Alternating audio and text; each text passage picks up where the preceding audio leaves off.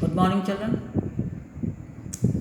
ये मैंने आपको सिखाया था अनौपचारिक पत्र, लेकिन एक चीज़ इसमें छूट गई थी आपकी। मैंने आपको ये तो बता दिया था सादर प्रणाम चरण स्पष्ट दोनों में से एक करो अगर किसी बड़े को लिख रहे हैं। ये नहीं बताया था छोटे को लिख रहे हैं तो क्या लिखना है। जैसे आप अपने मित्र को लिख रहे हैं या छोटी बहन या भाई को लिख रहे हैं, छोटे को, तो आप यहाँ पे करेंगे। सपोज ये करा आपने, ये महेश, मधुर मधुर स्मृति। अगर ये मुश्किल लग रहा है आपको मधुर मधुर स्मृति, तो इसकी जगह आप ये भी कर सकते हैं मधुर स्नेह। प्रणाम नहीं लिखना है छोटों के लिए, या तो ये करो या ये करो जो आपको, क्योंकि पत्र तो कोई भी आ सकता है। आपको पता है ना, आपको दो तरह के पत्र आते हैं। एक आता है आपको अनौपचारिक या प्रार्थना पत्र आ जाएगा, और एक आएगा आपको औपचारिक पत्र। औपचारिक पत्र आप बाद में सीखेंगे, पहले ये जब चीज़ें सीख लीजिए। इनमें बहुत गलतियाँ करते हैं और इसको एक लिखने का एक तरीका होता है। तो मैं आपको इसके आधार पर कैसे करना है, बड़े को कैसे करना है, पूज्य माता जी, पूज्य पिताजी, पूज्य माता जी। बड़ा कोई आदमी है तो पूज्य लगाएंगे, बड़ी कोई औरत है तो पूज्या लगाएंगे। जरूर नहीं है माँ पिताजी हो, कोई और भी हो सकता है। छोटा हो तो प्रिय लगाएंगे, प्रिय शब्द का इस्तेमाल करेंगे, उसका नाम लिखेंगे वहाँ पे। ये नहीं प्रिय भाई, भाई क्या वहाँ दादा है वहाँ का आपके मोहल्ले का, समझ आया आपको। प्रिय भाई, कई बच्चे ऐसे लिख देते हैं, भाई का कोई नाम भी तो होगा ना, तो आप नाम लिखेंगे इसमें। अगर भाई नहीं है तो ये नहीं लिखना मेरा कोई भाई नहीं है, आप काल्पनिक नाम रखिए, अपने भाई का कोई काल्पनिक नाम रखिए, कोई भी नाम लिख दीजिए, कोई फ़र्क नहीं पड़ता। वहाँ कोई हिसाब किताब लेने नहीं आ रहा, आपका भाई है या बहन है जो भी है, या है ही नहीं, आप अकेले हैं इकलौते, आप रख दीजिए ना काल्पनिक नाम। और उनके साथ मधुर मधुर स्मृति या मधुर स्नेह।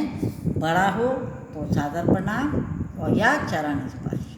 और ये दो पंक्तियाँ जरूर लिखनी है। आशा है यहाँ पे फ़र्क हो जाएगा। यहाँ तुम लगा दोगे, छोटा है तो आपसे, तब आप थोड़ा लगाओगे, तब आप तुम लगाओगे इसकी जगह पे। आशा है तुम कुशल पूर्वक होंगे, लड़की है तो आशा है तुम कुशल पूर्वक होंगी। ये फ़र्क आ जाते हैं ना जब वाक्य बनते हैं। मैं भी यहाँ ईश्वर की दया से कुशल पूर्वक हूँ, ये ऐसे ही रहेगा। ठीक है। अगर आप माता जी को लिख रहे हैं तो पूज्या माता जी सादर प्रणाम, पिताजी को मेरा प्रणाम कहिएगा, और राज व प्रिया को मेरा प्यार दीजिएगा। यह नाम आपकी इच्छा है, आप क्या लिखते हैं।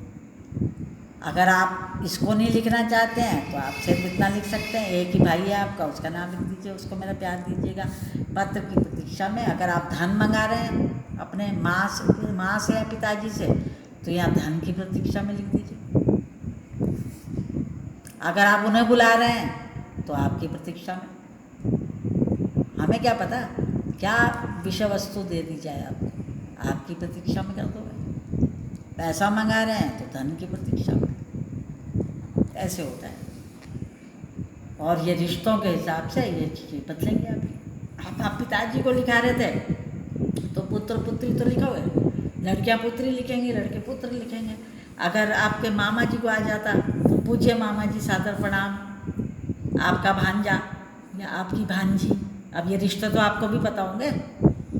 दादा को आ गया पूज्य दादाजी सादर प्रणाम, आपका पोता या आपकी पोती।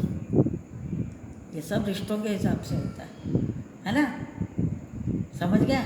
तो आप एक थोड़ा सा सुन लीजिए कि अगर ऐसे आ गया तो आप क्या करोगे। तो अपनी बहन के विवाह, आपकी बहन का विवाह तय हो गया, निश्चित हो गया आपकी बहन का विवाह, तो आप उसका समाचार मुंबई में रहने वाले अपने मामा को पत्र लिखकर कैसे भेजेंगे।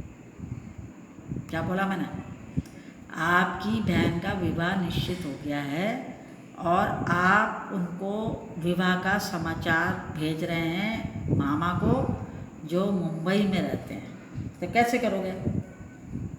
क्या करोगे आप? यहाँ पर आप लिख दोगे परीक्षा भवन, ये मैंने उसमें भी सिखाया था आपको, परीक्षा भवन, फिर क ख ग, या लिख दो देहरादून, कोई फर्क नहीं पड़ता, देहरादून, फिर आ जाएगी तारीख, फिर पूज्य मामा जी, चरण स्पर्श या सादर प्रणाम। आशा है कि आप कुशल पूर्वक होंगे, मैं भी यहाँ ईश्वर की दया से कुशल पूर्वक हूँ। ये करके आप लिखेंगे, मैं आपको एक खुशखबरी देना चाहता हूँ कि मेरी बहन महक का विवाह तय हो गया है। आप बड़े हो गए हैं, आप पत्र लिख के बता सकते हैं अपने माँ बाप को कि मेरी बहन महक का विवाह तय हो गया है, लड़का सरकारी महाविद्यालय में प्रवक्ता है। कुछ भी कर सकते हैं, सरकारी नौकरी करता है, या प्रवक्ता कहते हैं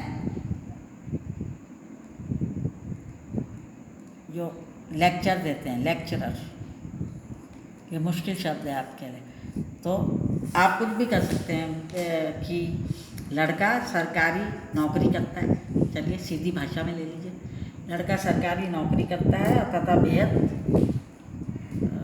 सुंदर है, उसका पूरा परिवार उच्च शिक्षा प्राप्त है, और विवाह 15 दिसंबर को होना निश्चित हुआ है। बहन का विवाह, महक का विवाह 15 दिसंबर को होना निश्चित हुआ है। अतः आप सभी से विनम्र आग्रह है, या आप सभी से विनम्र अनुरोध है कि आप 1 सप्ताह पहले सपरिवार अवश्य पधारें तथा विवाह की शोभा बढ़ाएं या विवाह आयोजन को संपन्न कराएं। भाई थोड़ा पहले तो बुलाओगे, आता नहीं है कोई, आजकल इतनी महंगाई हो रही है, कोई नहीं आता, लेकिन लिखने में कुछ नहीं जाता, ना कोई आता है ना कोई बुलाता है। लेकिन मामा आपके खास हैं, आपकी माँ के भाई, तो उन्हें तो कम से कम कहेंगे कि आप 1 सप्ताह पहले सपरिवार माने परिवार सहित अवश्य पधारें तथा विवाह की शोभा बढ़ाएं या विवाह आयोजन को संपन्न कराएं। फिर यहाँ पर आप कर देंगे घर में, या ऐसे भी कर सकते हैं, मामी जी को मेरा प्रणाम कहिएगा, और उनके जो भी बच्चे हों उनके नाम लिख दो यहाँ पर, उनको अगर बड़ा है आपसे, और भैया को, इन भैया को, महेश भैया को मेरा, या ऐसे कर दीजिए, मामी जी और रमेश भैया को मेरा प्रणाम कहिएगा। अगर कोई उनका बड़ा बेटा है और वो आपसे से बड़ा है तो आप ऐसे कर सकते हैं, या बहन बड़ी है, दीदी को मेरा प्रणाम कहिएगा, और जो भी नाम है उनके बच्चों का, छोटे का, उसका नाम लिख के मेरा प्यार दीजिएगा आपकी प्रतीक्षा में, या पत्र की प्रतीक्षा में, क्योंकि अभी समय है विवाह में, तो मामा जी भी ज़रूर लिखेंगे पत्र, आपको जवाब भी देंगे आपको। तो आप लिखेंगे पत्र की प्रतीक्षा में आपका भांजा, और लड़कियां लिखेंगी आपकी भांजा और आपकी भांजी। यहाँ का खबर तरीका बिल्कुल वही होगा, ऐसे करना है आपको। अभी मैंने सिखा दिया आपको।